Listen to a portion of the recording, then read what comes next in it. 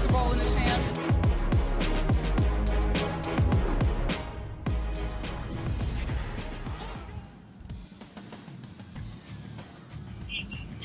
NBA lights are on Dallas, Texas. I gotta tell you, the Mavs have the nicest approach. It's like a runway. I mean, I can't stop watching some of these. Okay, it's a perfect way to display the league fits. But tonight, Luka Doncic and the Mavs will look to avoid dropping 2 in a row against Steph Curry and the Warriors. We're leading you all the way up to tip-off, 8:30 Eastern on ABC, as we welcome you into Hoop Streams Primetime, live on Twitter, Facebook, YouTube, and the ESPN app. Hi, everybody. I'm Cassidy Hubbarth in NYC, and we're joined now by ESPN writer Tim MacMahon, who is joining us live from inside American Airlines Center. Thank you so much for joining us, Tim. Always a pleasure to be here. Well, look, it wasn't a pleasure to watch that game on Thursday if you were a Mavs fan. It just was an absolute blowout, 31-point loss to an undermanned, undersized Warriors team, dropping the Mavs to 9-14 and next to last in the West. And Tim, you know this well. You cover them very closely. Last year, they had this identity of the most efficient offense ever. I think this year, their identity is how many issues that they have. So let me ask you, what's the biggest problem facing this Mavericks team right now?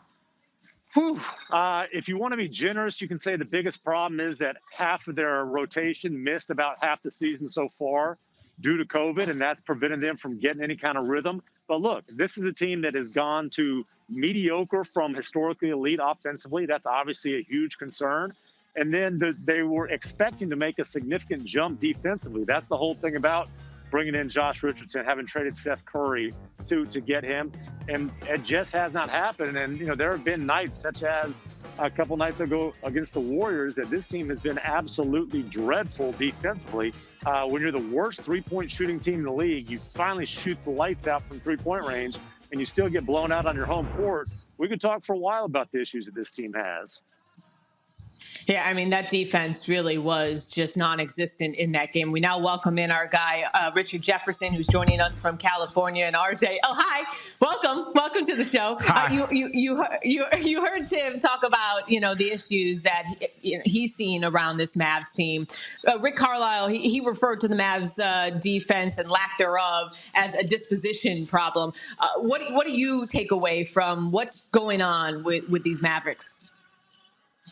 Well, look, I think it's everything that, you know, Tim talked about. It's rhythm, it's feel. You look at a lot of other teams have struggled, whether it's with COVID, injuries, you know, just the precautions and, you know, defense and offense are all about rhythm. Yes, they were on a historic run last year with the way and their defense was mediocre. And so that made them a solid team. They're expected to make jumps on defense and they didn't, and their offense has come down, and they dealt with a lot of stuff. Would I count the Mavericks and Luka out? No. The number one thing that they can't do is be too hard on themselves, start pointing blame. They just have to persevere. Look at the Portland Trailblazers last year. They battled all the way back from a real bad spot to get back into the playoffs and at least opportunity to make the postseason. Oh, well, you say they shouldn't point blame, but let me ask you this. Luka went on record saying, you know, that they looked as if they didn't care in their 19-point loss in Utah. He didn't speak after the Warriors lost. But, RJ, how much blame should Luka have on his shoulders for their situation right now? Well, that's the thing. He gets all, and look, you don't ever want to give everybody all of the credit for success. And you don't want to give them all of the blame, but it's got to be a lot of blame, right? Especially if you're leading by example. We know that Luka can be a much better defender. We know that that's not the strength of his game. So if he doesn't have people around him that are individually motivated, not necessarily by him and lead by example, but he's got to take some of that blame. He's got to be a better leader. He's got to call out some teammates, whether it's personally, and it doesn't have to be publicly, but he definitely has to challenge his teammates a little bit more. And I think that was a step in the right direction, saying that he felt like they didn't care. Well, Tim, I know a lot of people were frustrated Thursday. Not only was he basically a foot taller than, you know, the tallest Warrior out there, but he only had about 5 rebounds, took a bunch of threes. I mean, we know he doesn't post up much, but I mean, he didn't post up even Draymond Green being the tallest point center out there. So how patient should Mavs fans be right now with whether it be the excuses or the storyline of him working himself back into the mix after that knee surgery? Well, look, he is working his way back from knee surgery. The problem is he tends to be working his way back from knee surgery. And, when a guy's had surgery on one knee, then surgery on the other knee, still young in his career at 7'3", that is part of the concern with Kristaps Porzingis. And look, the Warriors going small, I know people look at the height and think, well, this has got to be a great matchup for Porzingis. He's not posting up Draymond Green. Draymond Green's not letting him get good post position, and he's got to guard somebody on the other end. And the Warriors just really exposed him the other night. And it'll be interesting to see how he responds and maybe how Rick Carlisle responds to try to protect Porzingis and keep him from being basically put on an island out in space on the defensive end.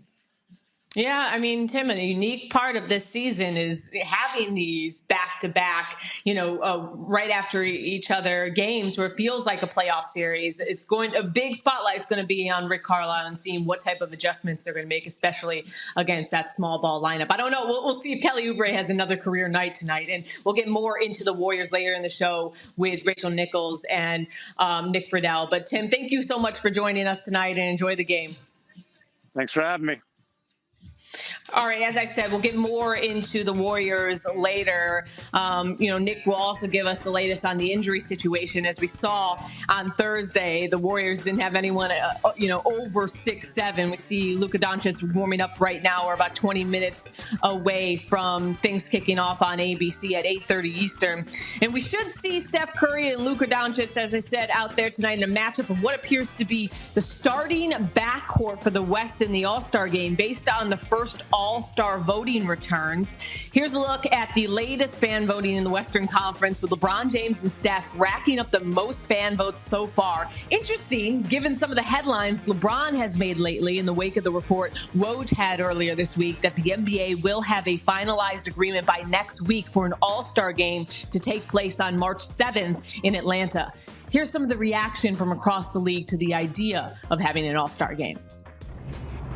If I'm going to be brutally honest, I think it's stupid. If we have to wear masks and do all of this for a regular game, then what's the point of bringing the All-Star game back? I have zero energy and zero excitement about an All-Star game this year. I don't even understand why we're having an All-Star game. We got to all follow the big dog, man. The big dog says he has zero excitement, zero energy for the All-Star game. I'm the same way. I really right now don't care about the All-Star game. There's so much going on as far as we're trying to, calm a virus down, and we're putting on an event. I mean, I know what the reasoning is for it, but it feels like everything was forced upon players. It's already draining. We playing a lot of games in a week. I feel like that was a week for us to kind of relax, be with our families, and kind of take a step back away from basketball. Try to over-communicate as much as possible. I mean, I talked to Bron maybe a week or two ago, talked to Steph. It's a lot of different things going on right now. Definitely, day in and day out trying to figure it out. But, we got 450 players, that we always trying to get insight from. And, it's tough. A lot of pressure on that guy's shoulders. We now welcome in our ESPN senior writer, Zach Lowe. Make sure to check out his 10 things I like and don't like on ESPN+.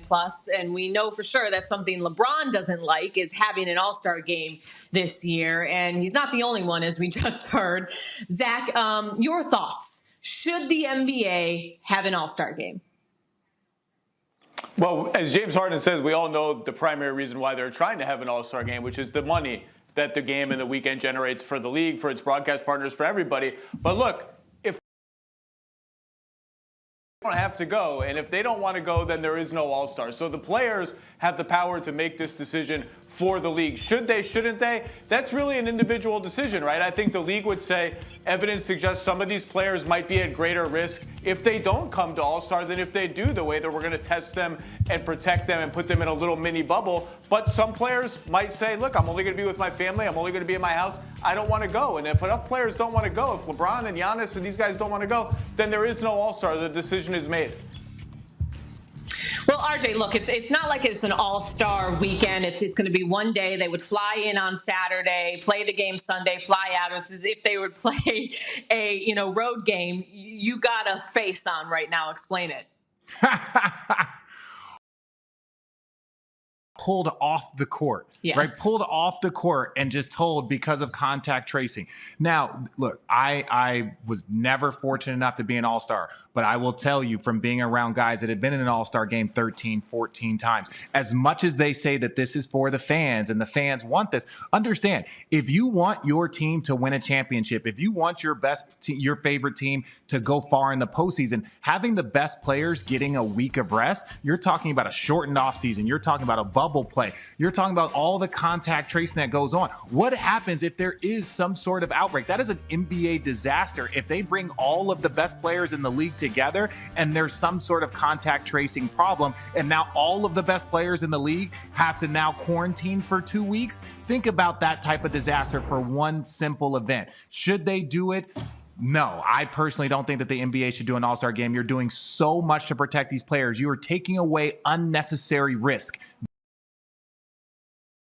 You're not allowed to go to restaurants. You're not allowed to leave the hotel. You've got to get tested 3 times. Why would you add a risk other than for a monetary situation? It's not about player health and safety at that point in time. It's purely about money. Yeah, and to your point, it was just announced KD will be ineligible to play in the Nets' next 3 games after, last night's debacle where he drove with a team employee who tested positive, and then he played in the game, and then they pulled him. On top of that, the NBA issued a guidance telling players, coaches, and other employees that they can't have a Super Bowl party, outside their own homes, and if they do watch with others, to keep that invite list basically to family only. And you're giving me all the faces, so Zach, let me just go to RJ back one more time. I know you're not a doctor, but given the situation with the league and, having a bunch of games postponed and guys in and out of the lineup, like how does having this all-star game reflect on the decision? Quotes, or maybe the producer can, for that KD showed last night. You're going to have to put some expletives there. But, right now, are they talking out of both sides of their mouth?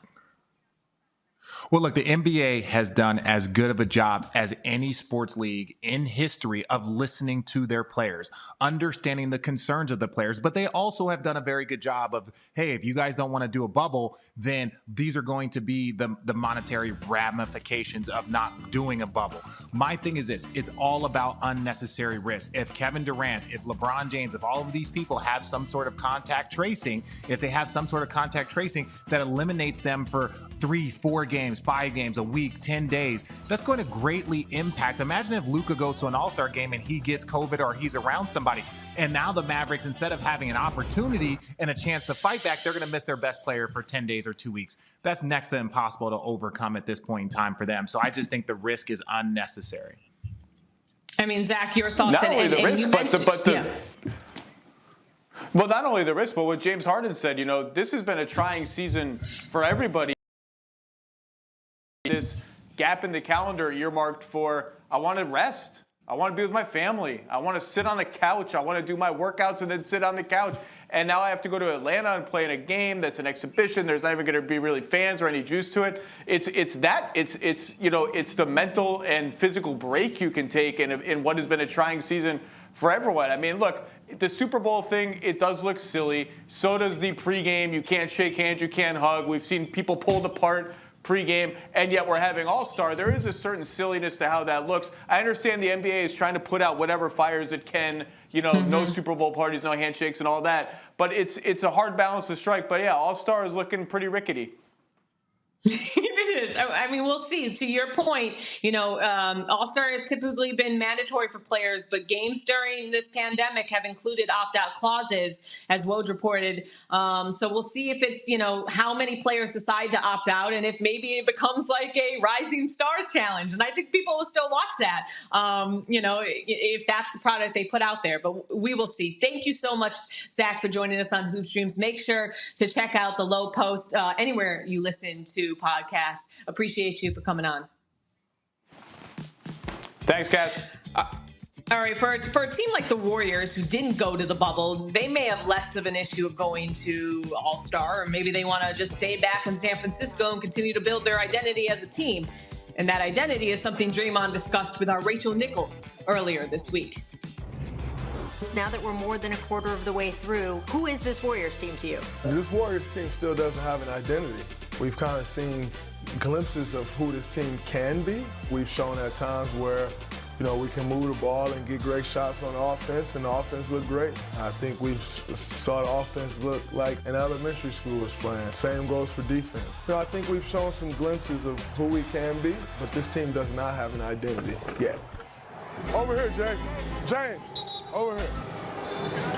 You can catch that ball right there and make a play. I didn't see it. But you didn't see it. That's my point.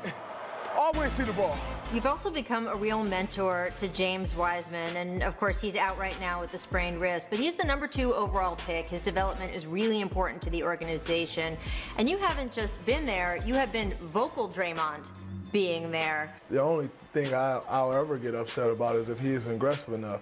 When I am yelling at him, he don't even realize he isn't being aggressive. The things I've had the most fun with this season is just trying to show him the way, because it's a very rewarding feeling when you see him start to do things right and start to turn that corner. Klay Thompson said he's really glad to hear you yelling at Wiseman because it's a break from you yelling at him for the past 10 years.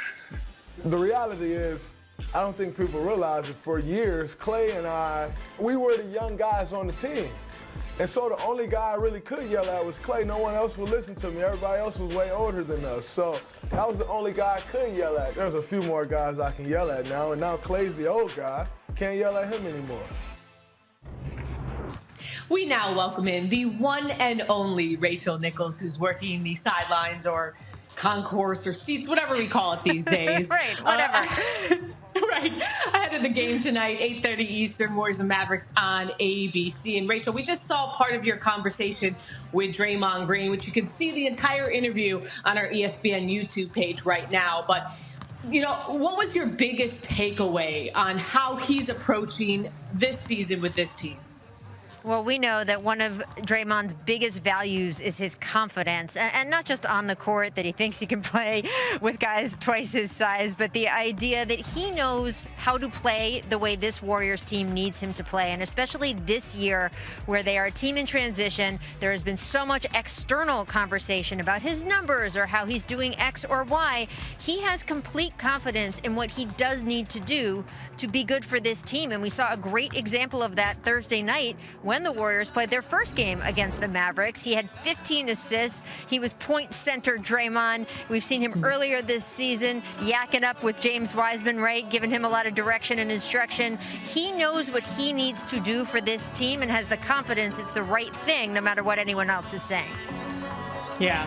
And in the full interview, he also talked about what it's like defending Luka. Very interesting comment. Again, check it out on YouTube. But overall, Rachel, this Mavs team is struggling, and they got blown out by the Warriors just on Thursday. So I had a conversation with RJ earlier just about the struggles for this team. What are you gathering is the thing that's plaguing them the most so far? Yeah, obviously defensively they've taken a huge hit, and offensively as well. They were the #1 offense in the NBA last year. That obviously isn't happening this year. Some of it can be traced to Seth Curry being traded away. They felt like they needed to make that switch, bring Josh Richardson in to bolster their defense, but that hasn't been happening either. Certainly was pretty pathetic effort the other night in the game against the Warriors, and they'll tell you that. They'll use that word. They actually sat after the game and watched every defensive possession of the third quarter in the locker room before anyone was allowed to shower or change or leave, and the idea was to really make an impression on guys. Kristaps Porzingis, Cassidy told me, he thought that was great because it just let everybody see everything. Nobody could hide. Everyone had to talk about it, and he thinks that they'll move on and be better tonight because of it. We'll have to see. Yeah, I know you know this. So, it took forever for them to get to the Zoom after that game. I almost fell asleep waiting for them because, as they were watching the tape. No fans there in Dallas, but the Warriors have a nice boost on the bench with Klay Thompson on the road for the first time this season. What difference is his presence making for them? Yeah, it's a lot of fun. It's the first trip, as you said, this season. Part of it is for Clay, right? Not being around the guys can be so hard, especially he's now in his second season of just constant rehab. He's still got the boot on, so he can't even go out and shoot. So just being around the guys is good for him, but it's also good for the players to really feel like, there are reinforcements coming. Steve Kerr put it this morning. He said, it just focuses everyone that our team is going to be really good next year with Clay, and what we're working for is developing so that when we get to that point next year, we will all be ready. So that was pretty interesting that it's actually going to help, especially their young players this year, just to have Clay around. He also said, of course, it's good comic relief. Cassidy, I guess Clay has a tradition where when they break the huddle right before a game, he will have done research and picked out if their opponent has left anyone on the staff who has then come to Golden State. So, for example, here in Dallas, there was a team trainer that had been with the Mavericks and is now with the Warriors. And right before they broke the huddle, he said, hey, just remember, they didn't want you here. And I guess he does that before every single game. And the fact that they now have Clay telling everybody, just remember, they didn't want you here, they feel like all's right with the world again. I mean, Klay Thompson really is high key. One of the best personalities in the NBA. I mean, like, people say he's low key funny. He is, like, sometimes I think he's a stand-up comedian. He's an awesome personality. I can't wait till he's back on the court, though. You will be there tonight, 8:30 Eastern on the sidelines on ABC. Also, you can check out Rachel daily on The Jump at 3 Eastern. Thank you, Rach. Thanks, friend. Have fun. All right, we're just under 7 minutes away as we see Steph Curry warming up. We're counting you down to tip off to watch the game live in the ESPN app. Make sure to log into your cable providers now and see Steph getting some shots up. His pregame routine is obviously, something that's always fun to watch. He's also fun to watch, but we won't be seeing him in the lineup tonight as James Wiseman is still out, as you see his wrist there and wrapped up.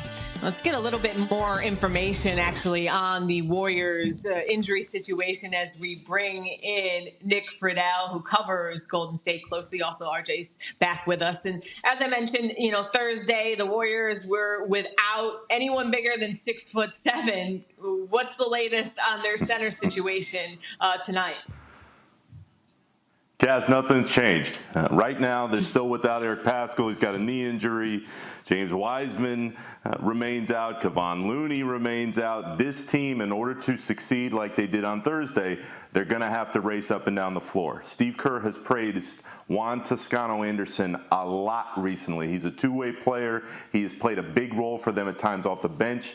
Now he's been a guy that he's got to lean on a little more in the starting lineup. And with Kelly Oubre having a career high at 40 points the other night, they're hoping, the Warriors are, that confidence can translate and he can finally turn the corner of his season after what he did.